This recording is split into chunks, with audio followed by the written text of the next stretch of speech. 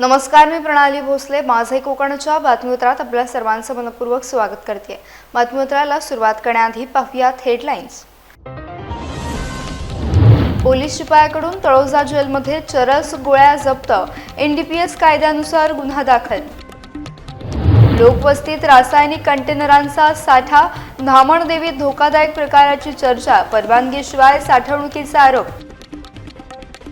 संदीप ठाकूर यांच्या आरोपांना मनसेचं प्रत्युत्तर, संघटनात्मक शिस्तभंगाचा आरोप, जशास तसे उत्तर देण्याचा इशारा. आणि नवी मुंबईत अनधिकृत बांधकामांच्या चौकशीची मागणी, बनावट स्टे आदेशांचा संशय, शिवसेनेचे निवेदन प्रशासनाला. पाहूया सविस्तर वृत्त.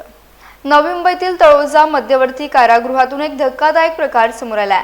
कारागृहात कार्यरत असलेल्या एका शिपायालाच अंमली पदार्थांसह पकडण्यात आल्याने कारागृहाच्या सुरक्षा व्यवस्थेवर गंभीर प्रश्न उपस्थित झाले आहेत. संशयास्पद हालचालींमुळे करण्यात आलेल्या तपासणीत संबंधित शिपायाकडून चरस आणि अंमली गोळ्या जप्त करण्यात आल्या असून हे पदार्थ कारागृहातील कैद्यांना पुरवण्यासाठी आणले जात असल्याचा प्राथमिक संशय व्यक्त करण्यात आला आहे. मिळालेल्या माहितीनुसार 22 जून रोजी दुपारी दिवस पाळीसाठी आलेल्या 24 वर्षीय शिपाई आदित्य शेलार याची तळोजा मध्यवर्ती कारागृहाच्या प्रवेशद्वारावर तपासणी करण्यात आली. यावेळी त्याच्या खाकी गणवेशाच्या खिशातून सुमारे 45.92 ग्राम चरस आणि 36 नायट्रोझेपाम गोळ्या जप्त करण्यात आल्या. जप्त केलेल्या अंमली पदार्थांची किंमत जवळपास 47,000 रुपये असल्याचं सांगण्यात आलंय. या प्रकरणी कारागृह प्रशासनाच्या तक्रारीवरून खारघर पोलीस ठाण्यात NDPS कायद्यानुसार गुन्हा दाखल करण्यात आला असून आदित्य शेलारला अटक करण्यात आली आहे. तळोजा कारागृहात यापूर्वीही प्रतिबंधित वस्तू सापडल्याच्या घटना घडल्या असल्या तरी कारागृहातील कर्मचारीच अंमली पदार्थ प्रकरणात सापडल्याने या संपूर्ण प्रकरणाचा तपास खारघर पोलीस करत आहेत. तळोजा कारागृहाच्या एक पोलीस शिपाई आहेत ज्यांचं नाव आहे आदित्य धनराज शेलार. हे कारागृहाच्या आतमध्ये जात असताना त्यांच्या अंगझडतीमध्ये त्यांच्या खिशामध्ये अंमली पदार्थ मिळून आल्यामुळे त्यांच्या विरुद्ध खारघर पोलीस स्टेशन येथे NDPS कायद्यान्वये गुन्हा दाखल करण्यात आलेला आहे आणि ते अंमलदार सध्या पोलीस कस्टडीमध्ये आहेत. अशा प्रकारे अजून चौकशी चालू आहे का जे कारागृहात कार्यरत आहेत आता? हो, कारागृहामध्ये जे पण अंमलदार कार्यरत असतात त्यांना कारागृहामध्ये जाण्यापूर्वी त्यांची अंगझडती होते. त्याचबरोबर कारागृहामध्ये CCTV कॅमेरे लावण्यात आलेले आहेत आणि वेळोवेळी कारागृहाची सरप्राईज तपासणीसुद्धा केली जाते, ज्यामध्ये पोलीस असेल, IB, ATS ह्या सर्वांच्या संयुक्त टीम्स त्या ठिकाणी जाऊन वेळोवेळी तपासणी करून अंमली पदार्थ इतर काही गैरप्रकार चालतात का याविषयी खात्री केली जाते. एकीकडे अंमली पदार्थाच्या विरोधात कारवाई करत असताना पोलीस दलात कारागृह पोलीस दलातीलच पोलीस असं करतात.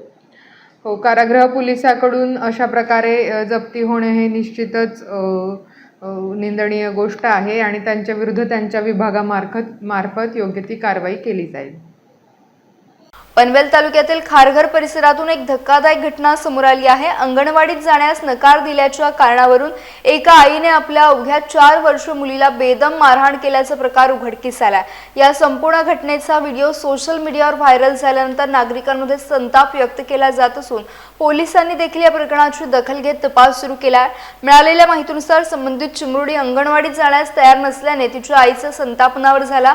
त्यानंतर आईने मुलीला लाथाबुक्क्यांनी मारहाण केल्याचा प्रकार घडला. ही संपूर्ण घटना येथे उपस्थित असलेल्या एका व्यक्तीने मोबाईलमध्ये चित्रित केली. व्हिडिओ सोशल मीडियावर व्हायरल होताच बाल हक्क आणि बाल सुरक्षेचा मुद्दा पुन्हा ऐरणीवर आला आहे.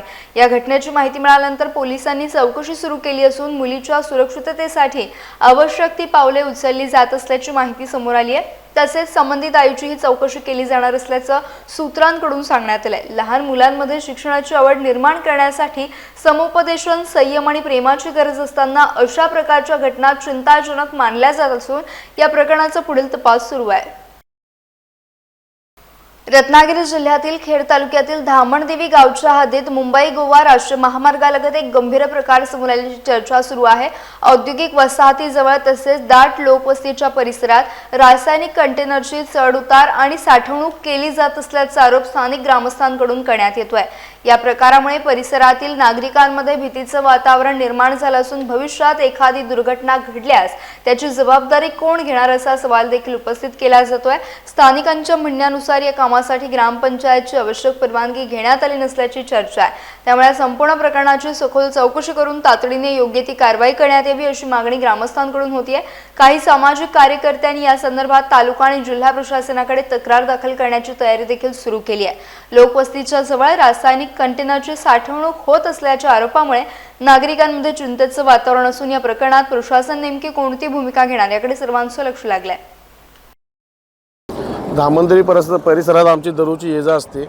आम्ही इथून फिरत असतो, पण गेले 5-6 महिने आम्ही पाहतोय की पहिले 2-3 कंटेनर इथे आले, आता त्याचे 20-25 झाले। आणि इथं हे कंटेनरची माहिती घेतली असते, केमिकलचे कंटेनर आहेत, पण याला बाउंड्री वॉल नाही, सेफ्टीच्या दृष्टिकोनातून फायर हायड्रंट सिस्टीम नाही, त्याला एक्झिट पॉईंट नाही आणि MIDC वारंवार हे स्फोट वगैरे होत आहेत। उद्या जर इथं काय स्फोट वगैरे झाला तर अख्ख्या ग्रामस्थांना त्रास होईल। त्यामुळे ही गोष्ट थांबली पाहिजे। त्यासाठी आम्ही तहसीलगाव प्रांत यांच्याकडे संपर्क करून आणि आमचे तालुकाध्यक्ष यांच्याकडे आम्ही कंप्लेंट केलेली आहे, तर योग्य ती उपाययोजना व्हावी याची। आज मुंबई गोवा महामार्गावरील या लोठे MIDC मध्ये आपण पोहोचलेलो आहोत। अगदी या बाजूला तुम्ही बघितलात तर हा मुंबई गोवा महामार्ग आहे आणि या महामार्गावरती धामणदेवी, खेड तालुक्यातील धामणदेवी हे गाव आहे आणि या गावाला जाणारा जो जिल्हा परिषद रस्ता आहे, या रस्त्याच्या बाजूला एक भयानक अशी स्थिती आपल्याला पाहायला मिळते। ही स्थिती अशी आहे की या ठिकाणी मोठ्या प्रमाणात हे रसायनयुक्त असणारे कंटेनर्स इथे स्टोअर केलेले आहेत आणि ते कशा पद्धतीने केले ते तुम्ही पाहू शकता। अगदी चारी बाजूला खूप मोठी लोकवस्ती आहे, 2 गावांना जोडणारं हे ठिकाण आहे। एका बाजूला लोठे MIDC जी खूप मोठ्या प्रमाणात आपण नेहमीच तिथे अपघात होताना पाहिलेले आहेत आणि याच लोठे MIDCतले हा प्रकार पुन्हा एकदा समोर येतोय। ह्या जिल्हा परिषद रस्त्यावरून आपण नेहमीच पाहत असतो की मोठ्या प्रमाणात इथे स्कूल बसेस जात असतात व लोक येत जात असतात आणि त्याच्या बाजूला हा जो काही स्टोरेज इथे केलेला आहे, याबाबत स्थानिकांशी बोलले असता त्यांनी असं सांगितले की आम्ही वारंवार तक्रारी केलेल्या आहेत, पण त्या मात्र तक्रारींची दखल कुठे घेतली जाणार नाही। परंतु ही भयानक स्थिती पुन्हा एकदा आपल्याला पाहायला मिळते, ज्या लोठे MIDCमध्ये वारंवार मोठ्या प्रमाणात अपघात होतात। आता या प्रकरणात सुद्धा भीती ही स्थानिकांमध्ये आपल्याला पाहायला मिळते। माझे कोवनसाठी बाळू संगरे, खेड। महाराष्ट्र नवनिर्माण सेनेचे माजी उपजिल्हाध्यक्ष संदीप ठाकूर यांनी पक्ष नेतृत्व आणि पदाधिकाऱ्यांवर केलेल्या आरोपांना मनसे रायगड जिल्हाध्यक्ष रामचंद्र म्हात्रे यांनी जोरदार प्रत्युत्तर दिले। पत्रकार परिषदेत बोलताना ठाकूर यांचे आरोप दिशाभूल करणारे असून त्यांच्या पक्षातून राजीनामा गंभीर कारणामुळेच घेण्यात आल्याचा दावा म्हात्रे यांनी केला। त्यांच्या म्हणण्यानुसार संदीप ठाकूर यांच्या विरोधातील गंभीर प्रकरणे, विविध तक्रारी आणि संघटनात्मक शिस्तभंगाच्या बाबी वरिष्ठ नेतृत्वाच्या निदर्शनास आणून देण्यात आल्या। त्यानंतरच त्यांच्याकडून राजीनामा घेण्याचा निर्णय घेण्यात आला। पक्षाच्या अधिकृत संघटनेला समांतर संघटना उभारण्याचा प्रयत्न आणि काही वादग्रस्त बाबींमुळे पक्षात नाराजी निर्माण झाली होती असा आरोपही त्यांनी केलाय। आता सहानुभूती मिळवण्यासाठी पक्षावर खोटे आरोप केले जात असल्याचा दावा करत पक्षाची बदनामी करण्याचा कोणताही प्रयत्न सहन केला जाणार नाही आणि अशा आरोपांना जशास तसे उत्तर दिले जाईल असा इशारा रामचंद्र म्हात्रे यांनी दिलाय। यावेळी महिला जिल्हाध्यक्ष छाया शिंदे, जिल्हा चिटणीस पंकज शहा, दिलीप पाटील, गणेश आंद्रे, सुनील मोदी, हर्षा पाटील यांच्यासह पदाधिकारी उपस्थित होते। याकडे कसं बघायचं तर झालं तर 1.5 वर्षापूर्वी झालेली घटना, संदीप ठाकूर उपाध्यक्ष रायगड जिल्हा, ह्या माणसाला जेल झाली होती 17 दिवस। कुठल्या प्रकरणात? खंडणी प्रकरणात। कोणाच्या? तर स्टाफ मेंबर हबीब खोत। हा विषय पेनला माहिती नसून अख्ख्या रायगडला माहिती आहे, अख्खे पत्रकारांना माहिती आहे, अख्खे मीडियाला माहिती आहे, तरी हा भांड्या गोष्टी करते, चुकीचा आहे। आणि हा माणूस आज एवढा मोठा मनसे सेनेचा नेते संदीप साहेब देशपांडे याच्यावर जो आरोप करतोय, याची लायकी आहे का तुम्हीच सांगा। आपण आपल्या लायकीप्रमाणे वागावं, तुम्ही असो, मी असो, कोणी असो, आपला लायकी आपण सोडू नये। आणि यांनी आता जर आमच्या कुठल्या नेत्याचा, आमच्या कुठल्या पदाधिकाऱ्याचा असा कुठं उल्लेख केला तर याला आम्ही चांगली चोप देऊ। मी तरी चोप देणार, कोण नाही दिली तर हरकत नाही, पण मी याला धडा शिकवणार। आता तू तुझा घर वेगळा कर, आमचं घर वेगळं आहे। तुम्ही एक महिन्यापूर्वी राजीनामा दिलास, विषय संपला आमचा तुमचा पक्षाचा. तू कुठल्या पक्षांचा तुझं धन्य असो, त्याबद्दल आमचं काही दुमत नाही. पण आमच्या वाटेत जर आलास तर तुला मी रस्त्यावर चालून देणार नाही, हा माझा शब्द आहे. वर्षापूर्वी हा खंडणीमध्ये अटक झालेला होता, याला जेल झालेली होती. 15 ते 16 दिवस हा जेलमध्ये अटक होता. त्याच्यामुळे पक्ष ह्याच्यावर नाराज होते. ह्याची तेव्हाच पक्षामधनं हक्कलपट्टी करायची होती, पण एक बुद्धी म्हणून ह्याला पक्षामध्ये ठेवलं होतं. ह्याचे कारनामे जे आहेत हे थांबतच नव्हते, म्हणून ह्याला 1.5 महिन्यापूर्वी ह्याची पक्षातून हक्कलपट्टी केली होती. ह्याचा राजीनामा घेतलेला आहे, तरी सुद्धा हा पक्षाचं बदनाम करतोय, नाव बदनाम करतोय. ह्याच्याकडे जर आता ह्यानी जर असं केलं, परत पक्षाचं नाव बदनामी करतात, आम्ही लेडीज मिळूनच त्याला मारणार. मी तर रस्त्यात दिसल्यावर त्याला मारणार, सोडणार नाही. सुनियोजित, स्वच्छ आणि सुंदर शहर म्हणून ओळखल्या गेलेल्या नवी मुंबईत गेल्या काही वर्षात अनधिकृत बांधकामाने थैमान घातलंय. कोर्टाच्या बनावट स्टे ऑर्डर आणून सिडको आणि महानगरपालिकेची फसवणूक केली जात असल्याचं सिद्ध झालंय. त्यामुळे शहरातील संपूर्ण अनधिकृत बांधकामांच्या सीसी आणि कोर्टाच्या स्टे ऑर्डरची चौकशी करण्याची मागणी शिवसेनेनं केली आहे. देशात स्वच्छ आणि सुंदर शहराचे पारितोषिक घेणाऱ्या नवी मुंबईला सध्या अनधिकृत बांधकामांचा विळखा पडू लागलाय. मोठ्या प्रमाणात फोफावणाऱ्या अनधिकृत बांधकामांना येथील राजकीय नेत्यांकडून अभय मिळत असल्याने सिडको आणि महानगरपालिकेच्या तोडक कारवाईवर मर्यादा आल्यात. नेरूळ येथील अनधिकृत इमारत पाडू नये यासाठी तर चक्क बेलापूर कोर्टाची बनावट स्टे ऑर्डर पालिका आयुक्तांना पाठवून दिशाभूल करण्यात आली. धन्यवाद अध्यक्ष महोदय. मी सभागृहाला औचित्याच्या मुद्द्याद्वारे नवी मुंबई अवैध बांधकामांना वाचवण्यासाठी बनाव स्टे ऑर्डर, नवी मुंबईतील अवैध बांधकाम वाचवण्यासाठी बनाव स्टे ऑर्डर करणाऱ्यावर कडक कारवाई झाली पाहिजे. ज्या मोबाईल नंबरवरून नवी मुंबई महानगरपालिकेच्या आयुक्तांना बनाव स्टे ऑर्डर देऊन कारवाई थांबवण्यात आली, त्या व्यक्तींवर कायदेशीर गुन्हा दाखल झाला पाहिजे. अशी एक इमारत नाही, अशा शेकडो इमारतीवर या इस्माने बनाव स्टे ऑर्डरच्या माध्यमातून कारवाई थांबवली असेल. ही व्यक्ती भूमाफियांना मदत करत असेल तर गोरगरीब जनतेने अनधिकृत इमारतीमध्ये घर घेऊन आपला जीव धोक्यात आणला आहे.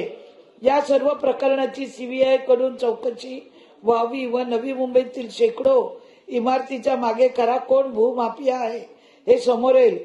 ताबडतोब आपल्या माध्यमातून ही कार्यवाही व्हावी ही विनंती. धन्यवाद. अनधिकृत बांधकाम तोडू नये यासाठी बेलापूर कोर्टाची खोटी बनावट स्टे ऑर्डर पालिका आयुक्तांना पाठवण्यात आली होती.